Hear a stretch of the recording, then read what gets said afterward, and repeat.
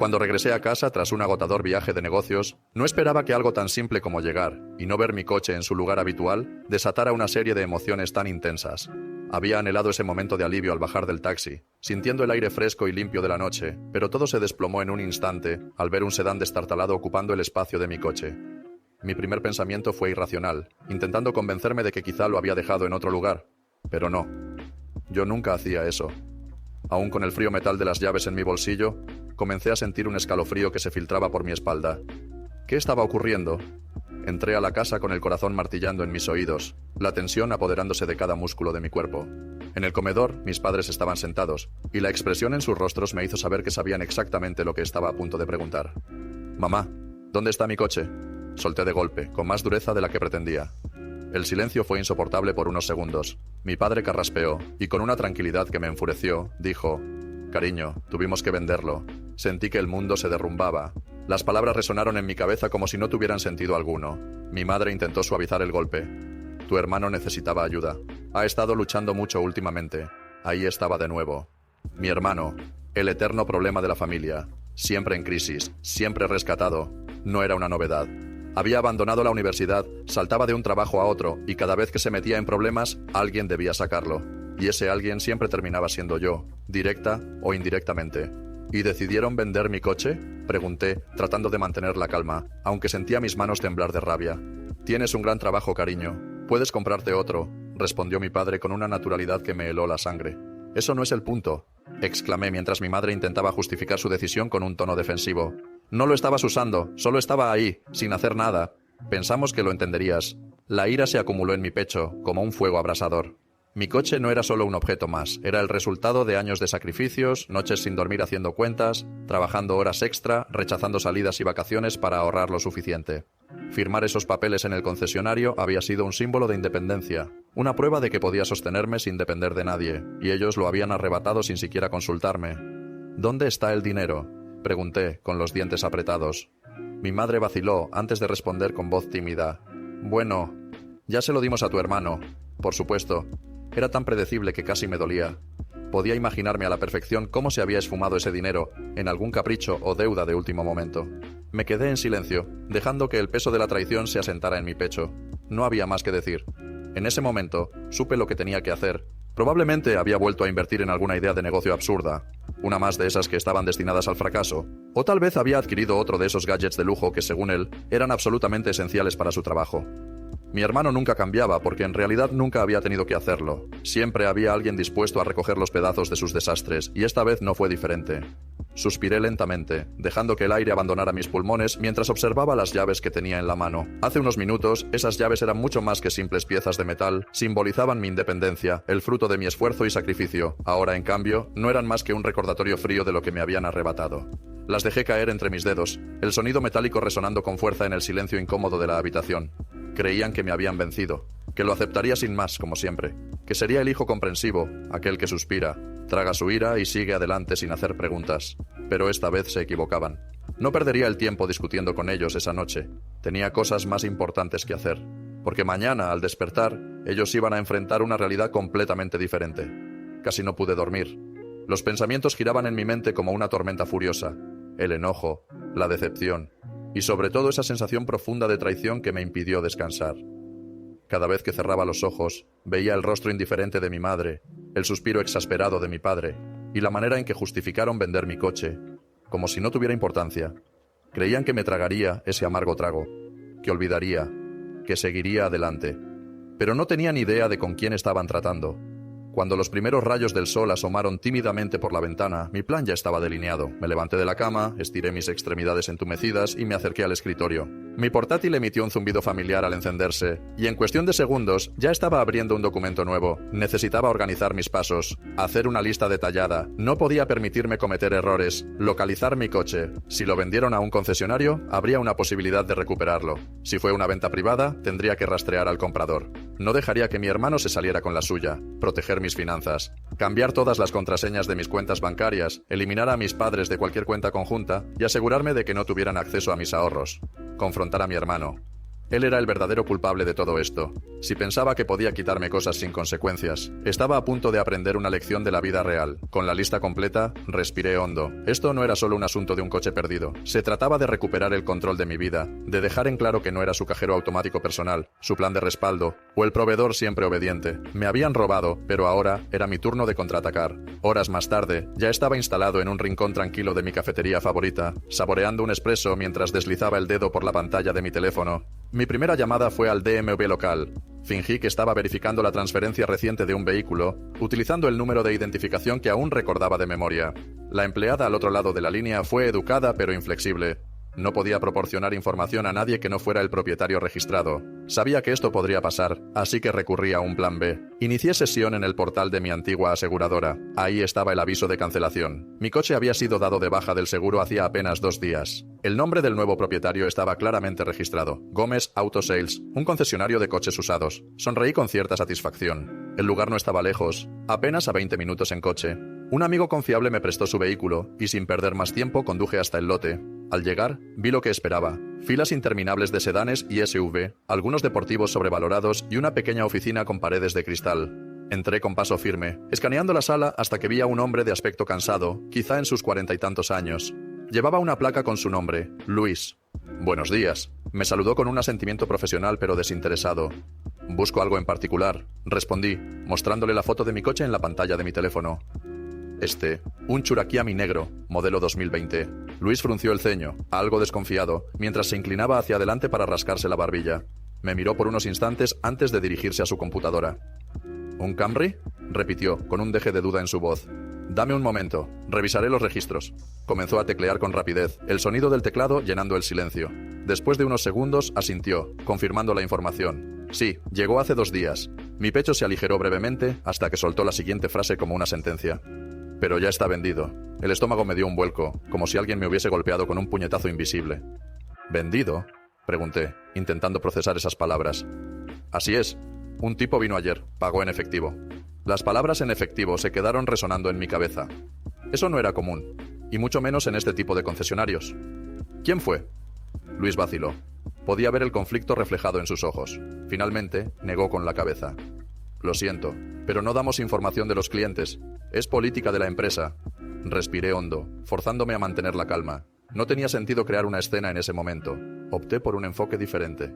«Escucha», comencé bajando la voz en un intento de sonar más razonable. «Ese coche fue vendido sin mi consentimiento. Solo necesito saber quién lo compró. No haré nada loco. Solo quiero hablar con él». Luis me observó con una mezcla de incertidumbre y curiosidad. Finalmente, suspiró, inclinándose ligeramente hacia adelante. «Mira, no puedo decirte nada directamente, pero si, por casualidad, dejo esta factura aquí en el mostrador mientras voy a tomar un café». Dejó la frase en el aire con una sonrisa apenas perceptible antes de alejarse hacia la sala de descanso. No perdí tiempo. Me acerqué al escritorio, mis ojos buscando frenéticamente la información en la pantalla. Allí estaba. Comprador: Antonio Martínez. Dirección: 742 Riverside Drive. Lo tenía. Riverside Drive era una zona suburbana tranquila, no el tipo de lugar donde se esperaría ver transacciones en efectivo por coches usados. Eso podía significar 2 cosas. O Antonio Martínez necesitaba desesperadamente un coche económico, o era un intermediario que planeaba revenderlo para obtener ganancias. De cualquier manera tenía que hablar con él. Aparqué mi coche unas casas más allá y caminé hacia la entrada de su domicilio.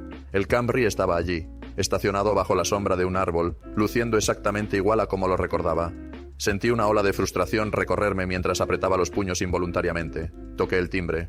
Unos segundos después, la puerta se abrió y apareció un hombre alto, de unos 30 y pocos años, con barba desordenada y ojos visiblemente cansados. Me miró con cautela, evaluándome como si tratara de determinar si yo era un vendedor o un problema. «Sí, ¿en qué puedo ayudarte?». Mantuve mi expresión lo más neutral posible. «¿Eres Antonio Martínez?». Él entrecerró los ojos. «¿Quién pregunta?». «Mi nombre es Clara. El coche en tu entrada. Lo vendieron sin mi consentimiento. Estoy aquí para comprarlo de vuelta». Antonio suspiró, pasando una mano por su rostro. «Mira, no quiero problemas. Pagué buen dinero por ese coche. No estoy aquí para causar problemas», le aseguré. «Solo quiero resolver esto de forma justa».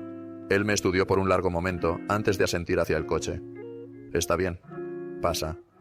Mientras cruzaba la puerta, una cosa quedó clara para mí. Esto no era solo recuperar mi coche. Se trataba de asegurarme de que mi familia nunca volviera a traicionarme así. Y esta era solo la primera batalla. Antonio me llevó a su sala de estar. Un espacio sencillo con un sofá desgastado, una mesa de centro cubierta de recibos y un televisor viejo que transmitía noticias a bajo volumen. El aire olía a café rancio y humo de cigarro. Me indicó que me sentara, pero permanecí de pie. «Entiendo que estés molesta», dijo, sentándose frente a mí. «Pero yo no robé tu coche, lo compré legalmente». «Lo sé», respondí con firmeza. «No te estoy acusando, solo quiero saber cuánto pagaste por él». Antonio se frotó la nuca, claramente incómodo. 7.000. En efectivo, $7.000. Habían vendido mi coche, por el que trabajé sin descanso, por una miseria. Sabía que valía al menos el triple. Mi mandíbula se tensó. ¿Te dijeron por qué lo vendían? Solo que necesitaban el dinero rápido. No suelo hacer muchas preguntas en esas situaciones. Claro, típico. Mis padres habían vuelto a priorizar a mi hermano, vendiendo mi coche para solucionar sus problemas, y lo hicieron sin siquiera intentar obtener un precio justo. Respiré hondo, organizando mis pensamientos. Podía enfurecerme, podía exigirle a Antonio que me devolviera el coche, pero eso no resolvería nada. Él no era el verdadero culpable aquí. Escucha, hagamos un trato. Compraste el coche por 7.000, ¿cierto? Sí. Te ofrezco 10. Antonio arqueó una ceja. ¿En efectivo? En efectivo. Él reflexionó por un momento. Luego se recostó en el sofá. 15.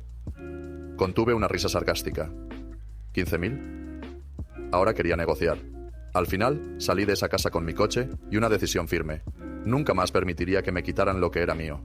Mientras conducía de regreso a casa de mis padres, mi mente se llenaba de pensamientos, planes y decisiones. No más dudas. Esta vez no iba a ser la persona que siempre cede, la comprensiva. Tenía opciones y, lo mejor de todo, tenía poder. Mi teléfono vibró con un mensaje. Era de mi madre. «Cariño, sabemos que anoche estabas molesta. ¿Vienes a cenar? Queremos hablar». Miré el mensaje mientras mi agarre en el volante se hacía más fuerte. ¿Hablar? ¿Después de todo lo que hicieron? Ni siquiera se habían disculpado. Como siempre, esperaban que lo dejara pasar, que olvidara y continuara como si nada. No esta vez. Con una sonrisa fría, escribí una respuesta corta. «Claro, nos vemos esta noche». Cuando llegué esa tarde, mi espacio habitual en la entrada estaba vacío. Sonreí con ironía. Creyeron que no volvería a por mi coche, que me rendiría como siempre. Pobres ilusos. Entré en la casa y el aroma del pollo asado y el puré de papas con ajo me envolvió. Era el intento típico de mi madre para hacer las paces. Mis padres y mi hermano estaban ya sentados en la mesa. Mi madre se levantó rápidamente y, como si nada hubiera pasado, intentó abrazarme. «Cariño, me alegra tanto que hayas venido». Me aparté del abrazo sacando mi teléfono del bolsillo. Lo coloqué sobre la mesa con la pantalla hacia arriba. Mi padre frunció el ceño. «¿Qué es esto?» Toqué la pantalla y una grabación de voz comenzó a reproducirse. «Sí, llegó hace 2 días. Ya está vendido». «¿Vendido?» «Sí.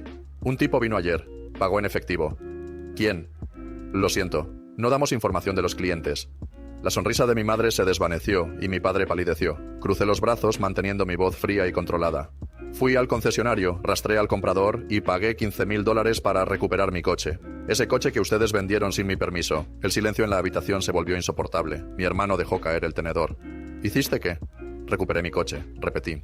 Ahora vamos a hablar de cómo van a devolverme cada centavo. Mi padre negó con la cabeza. «Cariño, así no funciona la familia. A veces hay que hacer sacrificios los unos por los otros». Golpeé la mesa con fuerza, dejando salir toda la ira acumulada. «¿Sacrificios? Siempre soy yo la que hace sacrificios. Dime, ¿cuándo ha hecho él?» Señalé a mi hermano, que se removía incómodo. «¿Algún sacrificio por mí?» Mi madre intentó hablar, pero levanté la mano para detenerla. «No, olvida el dinero. Ya ni siquiera me importa. Lo que sí me importa es esto. Nunca más van a recibir un solo dólar de mí». Los ojos de mi padre se entrecerraron con furia. «No digas tonterías». Sonreí con calma. Ya moví mis cuentas. Congelé la cuenta compartida. Cambié mi depósito directo. A partir de ahora, están solos. Mi madre se llevó una mano a la boca, horrorizada. «Pero somos familia». Me incliné hacia ella, mirándola fijamente. La familia no se roba entre sí. Por primera vez en mi vida vi pánico en sus ojos. Mi padre estaba al borde de explotar, pero no tenía palabras. Mi hermano, en cambio, cruzó los brazos y murmuró con desprecio. «¿Y qué? ¿Ahora crees que eres mejor que nosotros?» Solté una risa amarga. «No, solo creo que ya terminé con ustedes». Tomé mi teléfono, me puse de pie y caminé hacia la puerta. Justo antes de salir, me detuve y miré por encima del hombro. «Hay una cosa más», dije con una sonrisa desafiante. «Ya que son tan buenos vendiendo cosas ajenas, pronto sabrán lo que se siente cuando les pase a ustedes». Mi hermano frunció el ceño. «¿Qué significa eso?» Solo le guiñé un ojo antes de cerrar la puerta detrás de mí. Había pasado toda mi vida siendo la responsable, la proveedora. Pero esta vez ellos iban a sentir lo que es hundirse. Revisé mis cuentas financieras, asegurándome de que nada estuviera a su alcance. Sin embargo, había un último detalle. Mi hermano. Encontré su nombre en mi aplicación bancaria. Ahí estaba. Una transferencia automática de 500 pesos cada mes. Apreté la mandíbula. Esto también iba a terminar. ¿Cuándo acepté esto? Ah, cierto, nunca lo hice. Todo comenzó hace unos años cuando mi madre se acercó a mí con una de esas súplicas que son imposibles de ignorar. Me pidió ayuda para cubrir algunos gastos básicos de mi hermano, quien, según sus palabras, estaba atravesando un momento difícil y necesitaba tiempo para recuperarse. Accedí a enviarle dinero, pero dejé claro que sería solo una vez, algo puntual. Sin embargo, parece que mi madre tuvo otros planes, porque sin informarme configuró un pago recurrente desde mi cuenta. Cuando descubrí esto, lo cancelé de inmediato, pero no me detuve ahí. Quería aclarar las cosas con mi hermano. Le mandé un mensaje. Oye, solo para que lo sepas, no recibirás más dinero de mi parte. Esto se acabó. Su respuesta fue casi instantánea. ¿Qué estás diciendo? ¿Cancelaste mi dinero? Me reí. Corrijo, mi dinero. Y sí, lo cancelé. Después de unos segundos de silencio incómodo, replicó, no puedes hacer esto. Mi paciencia se agotó en ese instante. Literalmente ya lo hice, le respondí. Su tono cambió al de un niño lloriqueando. Mamá y papá dijeron que no serías tan egoísta. ¿Egoísta? Por favor. Había estado cubriendo sus gastos durante años, pagando sin quejarme. Ni siquiera valía la pena seguir discutiendo. Que se quejara lo que quisiera. Sin embargo, algo en toda esta situación me dejó intranquilo. ¿Hasta dónde habían llegado mis padres con sus manipulaciones? Decidí investigar más a fondo. Revisé mi informe crediticio y ahí lo vi. Una consulta reciente. Alguien había intentado sacar un préstamo a mi nombre. El calor de la furia comenzó a recorrer mi cuerpo. Hice clic en los detalles y confirmé lo que temía. El solicitante era mi propio padre. El préstamo fue rechazado por ingresos insuficientes y, claro, porque no tenían mi autorización. En ese momento, mis manos temblaban de ira. ¿Cómo se atrevieron? Intentaron cometer un fraude en mi contra. Tomé el teléfono y llamé a mi banco. Activé una alerta de fraude en todas mis cuentas. Actualicé las configuraciones de seguridad y denuncié el intento. Luego, envié un mensaje al grupo familiar. Acabo de revisar mi informe de crédito. ¿Intentaron sacar un préstamo usando mi nombre? ¿Están locos? Mi madre respondió con una tranquilidad irritante. Cariño, íbamos a pagarlo. Mi padre fue aún peor. Solo era papeleo. Necesitábamos un poco de ayuda a corto plazo. ¿Ayuda? Eso no era ayuda. Era fraude. Esto es fraude de identidad. Les escribí, esperando que al menos entendieran la gravedad. Pero no. Mi madre trató de justificarlo. No es lo que crees. Estás exagerando. Me quedé mirando la pantalla. Incrédulo.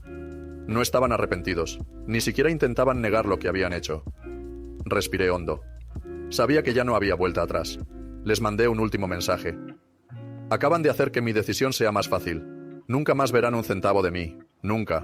Luego los bloqueé. Con eso concluido, quería asegurarme de que entendieran lo que significaba depender de alguien como yo. Ingresé a mi correo y busqué la información del propietario de la casa donde vivían mis padres. Habían estado sobreviviendo gracias a mí durante más de una década. Pero yo sabía algo que ellos no. El arrendador estaba harto de ellos. Mi padre se había quejado en varias ocasiones de que el casero se había vuelto demasiado rígido con los pagos, así que le envié un correo detallado y profesional. Estimado señor, espero que este mensaje lo encuentre bien. Quiero informarle que a partir de hoy ya no estoy apoyando financieramente a los actuales inquilinos de su propiedad, mis padres. Me gustaría dejar claro que ellos ya no tienen acceso a mis recursos económicos de ninguna manera. Presioné enviar el mensaje final con un suspiro profundo y me dejé caer en la silla, sintiendo cómo la tensión se evaporaba poco a poco. Sabía que el caos no tardaría en hacer su aparición. Lo que no esperaba era lo rápido que todo se desplomaría. Las primeras señales llegaron 3 días después, en forma de un mensaje de mi primo. Primo, oye, tío está enloqueciendo. ¿De verdad los cortaste? Sí, respondí con calma. Está hablando de desalojo. Dice que el casero ya no está cooperando con ellos. No es mi problema. La incredulidad de mi primo era palpable. Había esperado que me retractara, que les ofreciera una solución, pero no lo haría. Ya no. Esta vez, el juego había cambiado, y yo tenía el control. 3 semanas. Eso fue lo que tomó para que la estructura de mentiras y manipulaciones de mi familia se derrumbara por completo. 3 semanas desde que corté toda comunicación con mis padres, desde que dejé de ser su salvavidas financiero. Al principio, el silencio absoluto reinó, ningún mensaje desesperado, ninguna llamada llena de súplicas, ningún correo implorando una segunda oportunidad. Pero la calma fue solo la antesala de la tormenta. Los mensajes empezaron a llegar uno tras otro. «Hermano, tus padres están perdiendo la cabeza», me escribió mi primo. Tu mamá llamó a la mía llorando. Dice que podrían perder la casa. Luego fue un viejo amigo de la familia. Oye, no sé qué pasó entre tú y tus padres, pero tu papá anda pidiendo dinero. Le dice a todos que los abandonaste. Solo quería que lo supieras. El mensaje más impactante vino de un antiguo vecino.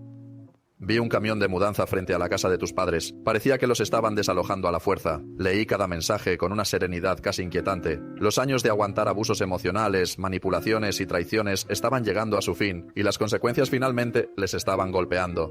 Una noche recibí un mensaje de un número desconocido. ¿Crees que eres increíblemente inteligente, verdad? Sonreí al instante.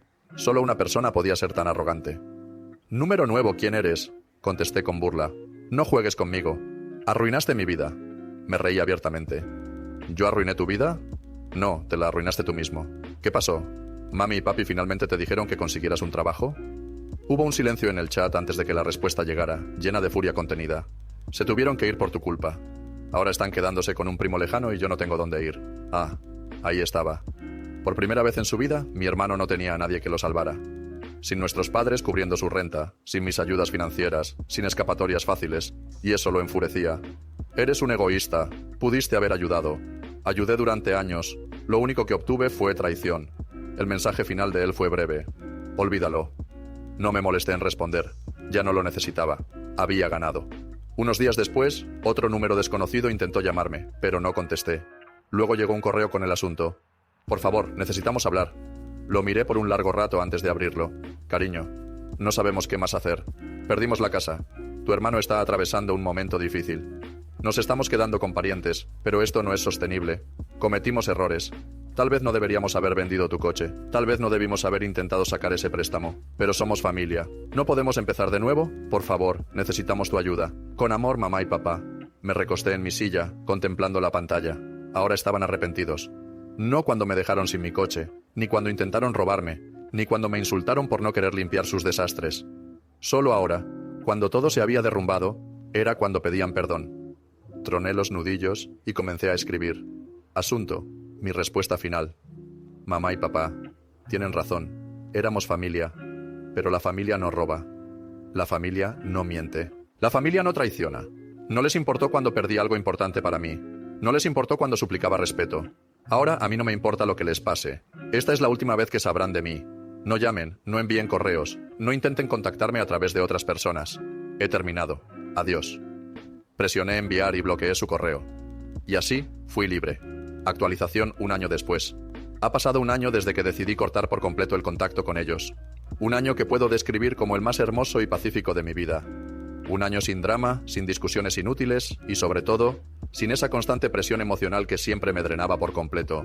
Ya no hay más súplicas desesperadas por mi tiempo, ni esas llamadas inesperadas llenas de reproches diseñadas para hacerme sentir culpable. Ya no tengo que soportar ver cómo todo el esfuerzo que ponía se desvanecía en un vacío, desperdiciado en personas que jamás lo valoraron. Finalmente entendí que mi paz mental valía más que todo eso. ¿Y mi familia? Bueno, por lo que sé, las cosas no han mejorado mucho para ellos. Mis padres continúan en conflicto, ahogándose en los mismos problemas que ellos mismos se negaron a resolver. Según me contaron algunos conocidos, llegaron a agotar la paciencia de los pocos familiares que todavía les quedaban cerca, y ahora han tenido que mudarse a un pequeño apartamento de alquiler. Parece que las consecuencias de sus propias decisiones finalmente les han alcanzado. En cuanto a mi hermano, después de años viviendo a costa de los demás, al fin encontró un empleo.